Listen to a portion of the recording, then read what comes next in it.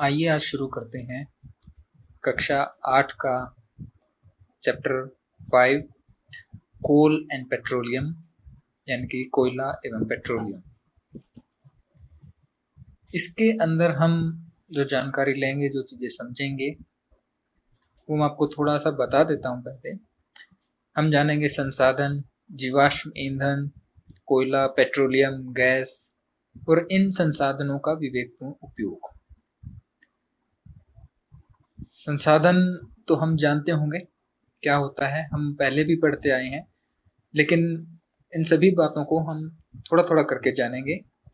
तो आइए चलते हैं, शुरू करते हैं कोयला एवं पेट्रोलियम। अभी आपको थोड़ा सा एक काम करना है, दैनिक जीवन की वस्तुएं आपको देखनी है और इन वस्तुओं की एक सूची बनानी है। कोई भी वस्तु कुछ भी हो सकती है, कुर्सी, मेज, किताब, टीवी, पंखा, पानी, पेड़, कुछ भी। बहुत सारी वस्तुओं की आप एक सूची बनाइए, 20-25 जितना आप कर सकते हैं, और उनको एक लाइन में ही लिखते जाइए। इसके बाद मैं आपको एक और काम दूंगा, इनको हम वर्गीकृत करेंगे। वर्गीकृत कैसे करेंगे? इनका वर्गीकरण हम करेंगे प्राकृतिक और मानव निर्मित वस्तुओं में। प्राकृतिक आपको पता होगा कि ऐसी वस्तुएं, ऐसे पदार्थ जो हमें प्रकृति से मिले हैं, नेचर से मिले हैं, और कुछ वस्तुएं ऐसी हैं जो मानव ने बनाई है, मनुष्य ने बनाई है। तो आपके सामने जो सारणी है, ऐसी सारणी आपको आपकी नोटबुक में बनानी है। प्राकृतिक वस्तुओं को आपको पहले कॉलम में लिखना है, मानव निर्मित वस्तुओं को आपको दूसरे कॉलम में लिखना है। जब ये वर्गीकरण हो जाए उसके बाद हम आगे चलेंगे। अब बात आती है संसाधन यानी कि रिसोर्सेज की। तो संसाधन किसे कहते हैं? ऐसी वस्तुएं, ऐसे ऑब्जेक्ट्स जो मानव के अच्छे रहन सहन के लिए आवश्यक हैं, संसाधन कहलाते हैं, रिसोर्सेज कहलाते हैं। तो अब ऐसी कौन सी वस्तुएं हैं? आपने जो सूची बनाई थी, जो टेबल बनाई थी, उसके अंदर जितनी वस्तुएं भी आपने लिखी हैं वो सभी संसाधन के अंदर आएंगी। मैं नहीं कहता कि वो सभी पूरी हैं, उनके अलावा भी बहुत सारी वस्तुएं हैं। आप बात करेंगे पानी की, पानी चाहिए, खाना, पंखा, फैन चाहिए हमें, घर, रहने के लिए घर, तो तेल, गैस, ये सब वस्तुएं क्या है? संसाधन है जो मानव के अच्छे तरह रहने के लिए जरूरी है। तो इन्हीं सब वस्तुओं को संसाधन कहते हैं। इनमें से कुछ संसाधन प्राकृतिक है, जैसे कि पानी, हवा, मिट्टी, तेल आदि। ये प्राकृतिक संसाधन है जो हमने नहीं बनाए। कुछ संसाधन मानव ने बनाए हैं, आपकी मोटरसाइकिल है, गाड़ी है, आपका घर है, चूल्हा है, बर्तन है, ये सब मानव ने बनाए हैं। लेकिन ये सब क्या है? संसाधन है जो हमारे अच्छे रहन सहन के लिए जरूरी है। तो संसाधन दो प्रकार के, प्राकृतिक संसाधन, मानव निर्मित संसाधन, इनके बारे में हम जान चुके हैं। प्राकृतिक संसाधन वो होते हैं जो हमें प्रकृति से मिलते हैं, हवा, मिट्टी, पानी, और जो मिट्टी से अपने को धातुएं मिलती हैं, कोयला, पेट्रोलियम मिलता है, वो सब प्राकृतिक संसाधन है। मानव निर्मित संसाधन जैसे घर हो गया, बस हो गई, ट्रेन, एरोप्लेन, स्कूल, गलियां, ये सब संसाधन क्या है? ये मानव निर्मित संसाधन है। अब हम बात करते हैं प्राकृतिक संसाधन की, यानी कि नेचुरल रिसोर्स। मेनली दो तरह के होते हैं, एक अक्षय प्राकृतिक संसाधन यानी कि इनएग्जॉस्टिबल नेचुरल रिसोर्सेज, और दूसरे होते हैं समाप्त होने वाले प्राकृतिक संसाधन यानी कि एग्जॉस्टिबल नेचुरल रिसोर्सेज। जो अक्षय प्राकृतिक संसाधन है, जैसे नाम से ही पता चल रहा है, इनएग्जॉस्टिबल, इनको हम एग्जॉस्ट नहीं कर सकते। अक्षय होते हैं मतलब जो ह्यूमन है, जो मानव है, वो अपने प्रयोग के द्वारा इनको समाप्त नहीं कर सकता, जैसे कि सूर्य और हवा। समाप्त होने वाले प्राकृतिक संसाधन हैं, ये एग्जॉस्टिबल हैं, ये खत्म हो सकते हैं प्रयोग के द्वारा, जैसे कि कोयला है, तेल है, खनिज है, धातुएं हैं जो हमें धरती से मिलते हैं। ऐसे संसाधनों को हम समाप्त होने वाले प्राकृतिक संसाधन या एग्जॉस्टिबल नेचुरल रिसोर्स बोलते हैं। सबसे पहले बात आती है कोयला यानी कि कोल। कोयला हमारे लिए बहुत महत्वपूर्ण है।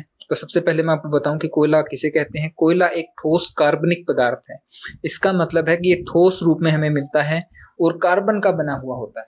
इसमें 90% से ज्यादा कार्बन होती है और इसको हम ईंधन के रूप में प्रयोग करते हैं। ईंधन के रूप में कहाँ प्रयोग करते हैं? पहले पुराने समय में तो घर के अंदर, चूल्हे के अंदर भी हम कोयले का प्रयोग करते थे, लेकिन आजकल इसका जो मुख्य प्रयोग है वो होता है तापीय शक्ति संयंत्र, यानी कि थर्मल पावर प्लांट को चलाने के लिए, जहां पर इलेक्ट्रिसिटी यानी कि विद्युत उत्पन्न की जाती है। और उद्योगों में भी इसको ईंधन के रूप में प्रयोग किया जाता है। पहले रेलगाड़ियां चलती थी जो इंजन को चलाने के लिए भाप बनाती थी। आपने कोई पुरानी मूवी देखी होगी, शोले अगर आपने देखी हो, तो उसके अंदर जो इंजन होता है उसके अंदर कोयला डाला जाता है। गदर देखी होगी तो उसके अंदर भी ऐसा ही कुछ था। तो पहले रेलगाड़ियां चलती थी, उसका जो इंजन था वो भाप से चलता था, और भाप बनाने के लिए पानी को गर्म करते हैं, पानी को गर्म करते थे हम कोयले को जलाकर। तो ये है कोयला। अब कोयला कैसे बना, कहाँ से मिला, इसके बारे में थोड़ी सी बात करेंगे। पहले मैं आपको चित्र दिखाता हूँ कोयला होता कैसा है, अगर आपने नहीं देखा हो तो ये देखिए, जो तस्वीरें, जो पिक्चर्स आपके सामने हैं वो सब कोयले की है। थोड़ा सा रंग रूप में फर्क आपको पहली दो पिक्चर्स के अंदर दिख रहा होगा, वो इसलिए है कि कोयला कई प्रकार का होता है, तो वो देखने में भी अलग हो सकता है। मुख्यतः कोयला ऐसा ही दिखता है, कठोर काले रंग का, और जलने में अच्छा होता है। हमें इसके ऊष्मा से मतलब है जो अपने को ऊष्मा दे सके। तो यह है कोयले की तस्वीरें। अब हम बात करते हैं कि कोयला बना कैसे है। Near about 300 million years ago, यानी कि 30 करोड़ साल पहले, अगर आप सोच पाए तो अपनी जो धरती है इसके ऊपर बहुत ज्यादा वन थे, घने वन थे, जंगल ही जंगल था हर जगह। जहां पानी नहीं थे वहां जंगल थे। फिर कभी भूकंप आए होंगे, बाढ़ आई होगी, जो पेड़ पौधे यानी कि वनस्पति थी वो मिट्टी के नीचे दबती गई, फिर ऊपर पानी बहता गया, फिर और दबती गई, मतलब बहुत गहरे वो दब गए, दबाव हो गया। और जैसे ही हम अंदर जाने लगते हैं अपनी धरती के इसके केंद्र की तरफ, तो गर्मी बढ़ती जाती है, तो दबाव भी बढ़ जाता है, तापमान भी बढ़ जाता है। तो पृथ्वी के अंदर जो मृत पेड़ पौधे थे वो धीरे धीरे कोयले में बदल गए। और कोयले के अंदर मुख्य रूप से कार्बन ही होता है। मैंने आपको पहले ही बताया होगा, कोयले के अंदर 90% के आसपास कार्बन होता है। तो जो ये प्रक्रिया है, जो ये प्रोसेस है, मृत वनस्पति के धीमे प्रक्रम द्वारा कोयले में परिवर्तन को कार्बनीकरण कहते हैं। इसी प्रोसेस को slow process of conversion of dead vegetation into coal is called carbonisation. तो ये प्रक्रिया है, इसी को कार्बनीकरण कहते हैं। कार्बनीकरण क्यों कहते हैं? क्योंकि कोयला जो बना होता है वो कार्बन से बना होता है, और जितनी भी जीवित जीव हैं, लिविंग ऑर्गेनिज्म हैं, उनके अंदर सबसे ज्यादा कार्बन ही होता है। तो वो बहुत ज्यादा हाई टेम्परेचर और हाई प्रेशर के कारण वो कार्बन कोयले के रूप में बदल जाता है। किसका? वनस्पति का, वेजिटेशन का। तो ये प्रोसेस होती है कार्बनीकरण। अब हम बात करते हैं कोयले से मिलने वाले पदार्थ की। जब किसी फैक्ट्री के अंदर कोयले को प्रोसेस किया जाता है तो कुछ उपयोगी उत्पाद अपने को मिलते हैं, जैसे कि कोक, कोलतार और कोयला गैस। ये तीनों आपके स्क्रीन के ऊपर लिखे होंगे। अब कुछ थोड़ी सी बातें करते हैं। कोक एक कठोर, सुरंध्र व काला पदार्थ है, और इसका उपयोग जो होता है वो इस्पात के औद्योगिक निर्माण में होता है। और जो बहुत सारी मेटल्स हैं उनके एक्सट्रैक्शन में इसका यूज होता है। और ऑलमोस्ट प्योर फॉर्म है कार्बन का। जो कोयला होता है, कोल जो होता है, उसके अंदर कुछ इम्प्योरिटीज होती है। कोक जो है लगभग ऑलमोस्ट प्योर फॉर्म है, टफ होता है, पोरस होता है और ब्लैक कलर का होता है। इसके बाद दूसरा है कोलतार। कोलतार आपने देखा होगा, कोलतार जिसे कि हम आम भाषा में तारकोल भी बोल देते हैं, बिल्कुल वैसा ही होता है।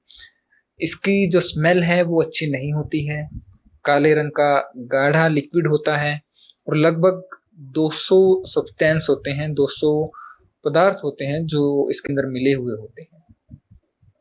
तो कोलतार से जो प्राप्त उत्पाद हैं उससे बहुत सारे दैनिक जीवन के उत्पाद बनाए जाते हैं। संश्लेषित रंग बनाए जाते हैं, मेडिसिन के लिए इस्तेमाल होता है, विस्फोटक बनाए जाते हैं, सुगंध बनाई जाती हैं, सेंट बनाए जाते हैं, प्लास्टिक, पेंट, फोटोग्राफिक मटेरियल, छत बनाने की सामग्री, इन सब के बनाने में कहीं ना कहीं कोल तार का उपयोग होता है। और जो नेफ्थलीन की गोलियां बनाई जाती है कई प्रकार के कीटों को या कीड़ों को दूर भगाने के लिए, उसके अंदर भी कोल तार का प्रयोग होता है। पहले सड़कें बनाने के लिए कोल तार का इस्तेमाल होता था, उसकी जगह आजकल इस्तेमाल होने लग गया है बिटुमेन।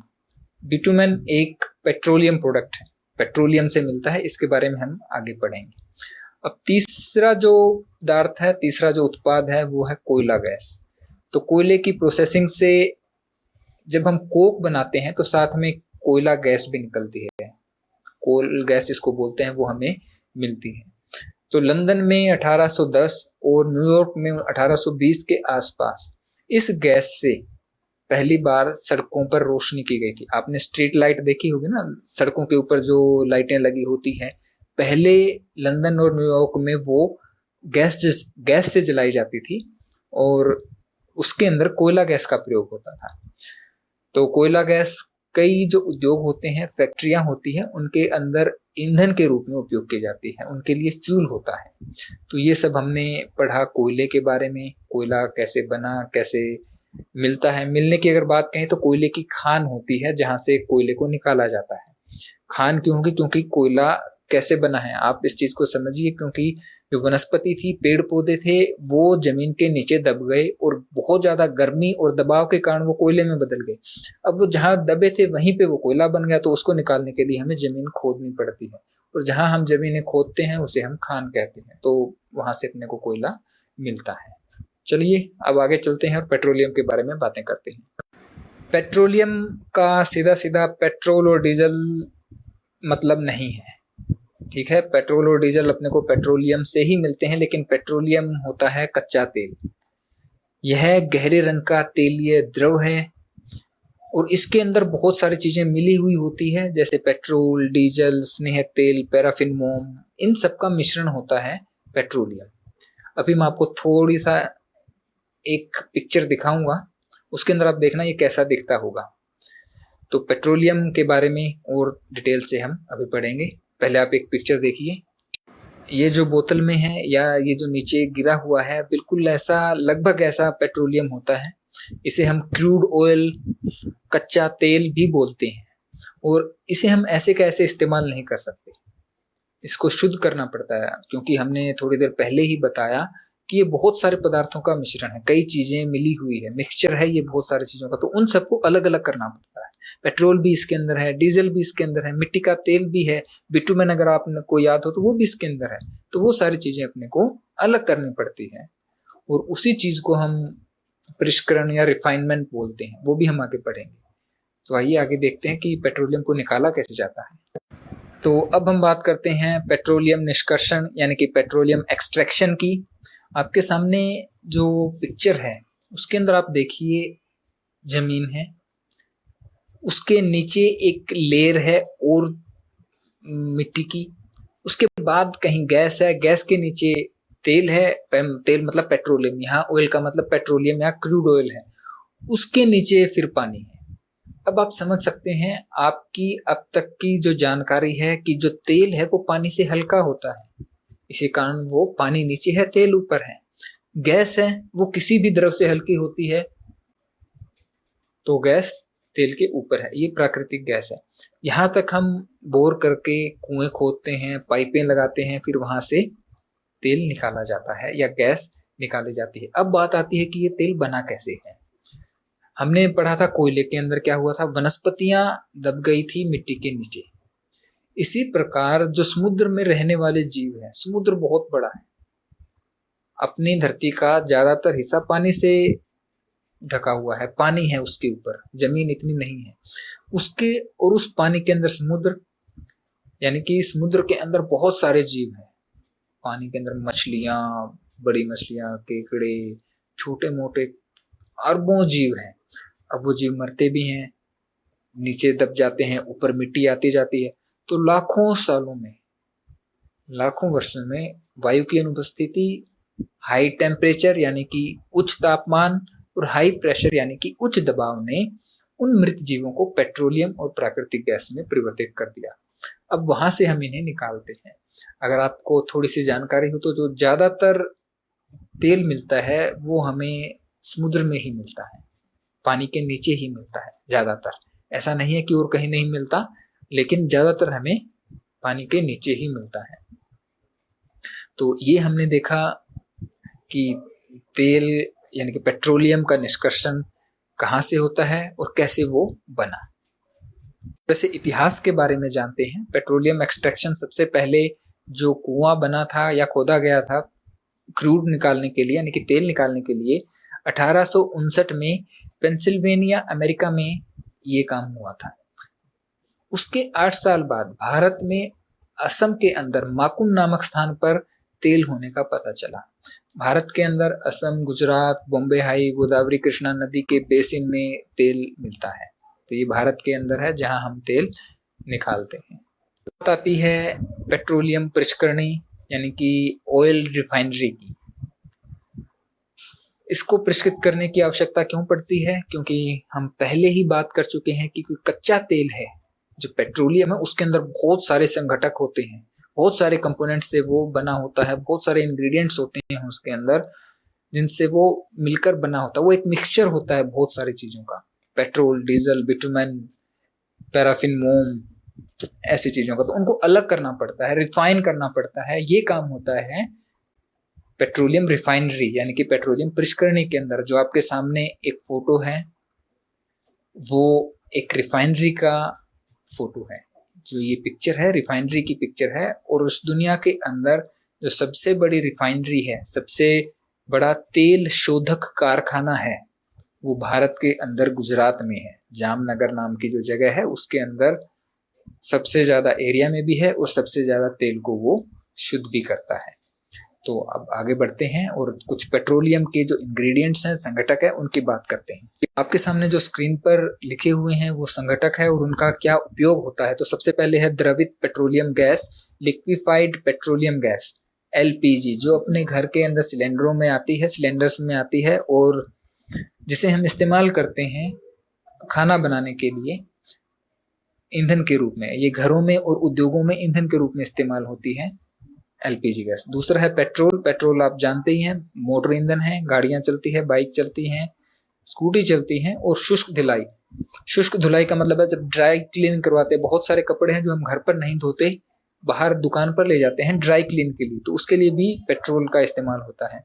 मिट्टी का तेल स्टोव, लैंप और जेट वायुयान के अंदर ये डलता है। डीजल आपको पता है, जितने बड़े वाहन हैं, फैक्ट्रियां हैं, ट्रेन हैं, उनके अंदर, और जनरेटर हैं, विद्युत जनरेटर मतलब जनरेटर, उनके अंदर डीजल का इस्तेमाल होता है। स्नेहक तेल, स्नेहन के लिए इस्तेमाल। स्नेहक तेल होता है जो ऑटोमोबाइल में डलता है, लुब्रिकेंट जिसको बोलते हैं। मोबिल ऑयल अगर आपने कभी सुना हो तो वो स्नेहक तेल होता है। अगर आपने कभी ध्यान दिया हो तो हम जो आपके घर में मशीनें होती है उसके अंदर काला तेल डालते हैं या कोई भी स्नेहक के लिए इस्तेमाल करते हैं, वो स्नेहक तेल होता है। उसके बाद पैराफिन मोम है, जिससे मरहम, मोमबत्ती, वैसलीन आदि बनाई जाती है। वैसलीन की डिब्बी आपने देखी होगी, गहरी नीली सफेद रंग की आती है, उसे हम बोलते हैं पेट्रोलियम जेली। उसके ऊपर लिखा होगा, अभी पढ़ना, तो वो भी पेट्रोलियम के एक पदार्थ पैराफिन मोम से बनती है। बिटुमेन, बिटुमेन की हमने बात की थी, सड़क निर्माण के लिए होता है। पहले क्या होता था, कोलतार होता था, अब बिटुमेन का इस्तेमाल ज्यादा करते हैं। और पेंट बनाने के लिए, पेंट जो हम रंग करते हैं दीवारों के ऊपर या कहीं भी गाड़ियों में, उसके अंदर भी बिटुमेन का इस्तेमाल होता है। पेट्रोलियम और प्राकृतिक गैस, प्राकृतिक गैस की बात करते हैं। इन दोनों से बहुत सारे उपयोगी पदार्थ मिलते हैं। इन सब पदार्थों को हम पेट्रो रसायन कहते हैं। इनका उपयोग अपमार्जक यानी कि सफाई करने के लिए, रेशे मिलते हैं, पॉलिएस्टर, नॉयलिन, एक्रिलिक आदि, ये सब हमें पेट्रोलियम से मिलते हैं। पॉलीथीन बनाने के लिए, जो प्लास्टिक बनाते हैं उसके लिए जो कच्चा माल है वो हमें पेट्रोलियम से मिलता है। और प्राकृतिक गैस से प्राप्त हाइड्रोजन गैस का इस्तेमाल हम उर्वरक यानी कि यूरिया आदि के उत्पादन के लिए भी किया जाता है। और पेट्रोलियम का इतना ज्यादा व्यावसायिक महत्व है, इस कारण इस पेट्रोलियम को काला सोना भी बोलते हैं, यानी कि ब्लैक गोल्ड भी इसको हम बोलते हैं। अब हम थोड़ी बात करते हैं प्राकृतिक गैस की। प्राकृतिक गैस एक महत्वपूर्ण जीवाश्म ईंधन है, यानी कि फॉसिल फ्यूल है। महत्वपूर्ण इसलिए है, इसका परिवहन पाइपों द्वारा सरलता पूर्वक हो जाता है, मतलब हम पाइपों के द्वारा इसको घरों में पहुंचा सकते हैं। अभी हमारे घर में जो गैस आती है एलपीजी, वो सिलेंडर के अंदर आती है, वो भी पाइप से आ सकती है, लेकिन उससे आसान पड़ता है इसको पाइपों द्वारा लेकर आना। और इसको हम उच्च दाब पर संपीड़ित करके, प्रेशराइज करके, कंडेंस करके सीएनजी के रूप में, कंप्रेस्ड नेचुरल गैस के रूप में स्टोर कर सकते हैं, भंडारित कर सकते हैं। आपने सुना होगा सीएनजी से चलने वाली गाड़ियां। तो प्राकृतिक गैस को हम क्या कर सकते हैं, कंप्रेस कर सकते हैं और इसे हम स्टोर कर सकते हैं सीएनजी के रूप में। इसका प्रयोग होता है वाहन चलाने के लिए, सीएनजी का प्रयोग होता है उद्योगों में भी, और सीएनजी की आपूर्ति हम घर के अंदर भी कर सकते हैं, और जो हम चूल्हे जलाते हैं एलपीजी से, वो हम सीएनजी से भी कर सकते हैं। तो यह बहुत कम प्रदूषणकारी है, इसी कारण यह बहुत महत्वपूर्ण है हमारे लिए। हमने देखा उर्वरकों और रसायनों के निर्माण में उपयोग होता है पेट्रोलियम गैस का, और हमें त्रिपुरा, राजस्थान, महाराष्ट्र, कृष्णा गोदावरी के जो डेल्टा है वहां से हमें ये पेट्रोलियम गैस मिलती है। बात आती है सीमित प्राकृतिक संसाधन की। सबसे पहले है जीवाश्म ईंधन बनने में लाखों वर्ष लगते हैं। तो ये जो ईंधन है, कोयला है या फिर पेट्रोलियम से मिलने वाले जितनी भी वस्तुएं हैं, जितने पदार्थ हैं, इनको जीवाश्म ईंधन यानी कि फॉसिल फ्यूल बोलते हैं। ऐसा क्यों बोलते हैं? क्योंकि ये जीवों के मरने के कारण और दबने के कारण वो लाखों सालों में बने हैं। जीवों के अश्व से ये ईंधन बने हैं, इसीलिए इन्हें जीवाश्म ईंधन बोलते हैं। इनको बनने में लाखों साल लगते हैं, 1 या 2 दिन, महीने, साल में नहीं बनते, लाखों साल लगते हैं। लाखों साल तक ये बहुत ज्यादा प्रेशर के नीचे दबे रहते हैं, बहुत ही ज्यादा टेम्परेचर होता है, तब जाकर ये बनते हैं। लेकिन ये सीमित है, हमने पढ़ा था ना, ये सीमित प्राकृतिक संसाधन है, ये एग्जॉस्टिबल है और कुछ 100 सालों के ही भंडार शेष हैं। अगर हम इसी रफ्तार से इनको प्रयोग करते रहे तो ये समाप्त हो जाएंगे। तो इनको बचाने के लिए कुछ हमें गाइडलाइंस दी है पेट्रोलियम संरक्षण अनुसंधान संघ भारत ने। तो आइए देखते हैं कि वो हमें क्या सलाह देते हैं इसके विवेकपूर्ण इस्तेमाल के लिए। Petroleum conservation research association PCRA यानी कि पेट्रोलियम संरक्षण अनुसंधान संघ ने कुछ अपने को गाइडलाइंस दी है, कुछ सलाह वो हमें देते हैं गाड़ी चलाने के लिए। जब भी हम गाड़ी चलाएं तो समान गति से चलाएं, मतलब कभी तेज कभी कम ना करें, और मध्यम गति रखें, बहुत ज्यादा स्पीड से हमें नहीं चलानी चाहिए। दूसरी बात, जब प्रतीक्षा करनी हो, हम रेड लाइट पर खड़े हैं और आपको लगता है कि 3 मिनट की रेड लाइट है, तो अपने गाड़ी का इंजन बंद कर देना चाहिए। हम खड़े हैं, किसी से बात कर रहे हैं, तो भी हमें अपनी गाड़ी को बंद करके फिर बात करनी चाहिए। टायरों में हवा का दबाव सही रखना चाहिए, क्योंकि टायरों में अगर हवा कम है और ज्यादा है, कुछ भी है, अगर सही नहीं है तो तेल की खपत ज्यादा होती है। गाड़ी का निश्चित रख रखाव, गाड़ी का निश्चित रख रखाव का अर्थ है कि गाड़ी की जो सर्विसिंग है वो हमें समय समय पर करवानी चाहिए, ताकि प्रदूषण भी ज्यादा ना हो और तेल से अपने को ज्यादा से ज्यादा हम गाड़ी चला पाए, ज्यादा से ज्यादा हम तेल से ऊर्जा प्राप्त कर पाए। तो ये था संसाधनों के बारे में, कौन कौन से संसाधन थे, प्राकृतिक और मानव निर्मित। इसके बाद हमने कोयले के बारे में बात की, पेट्रोलियम के बारे में बात की, प्राकृतिक गैस के बारे में बात की, इनसे मिलने वाले पदार्थों के बारे में बात की। आशा करता हूं कि आपको वो सारी चीजें समझ आई होगी।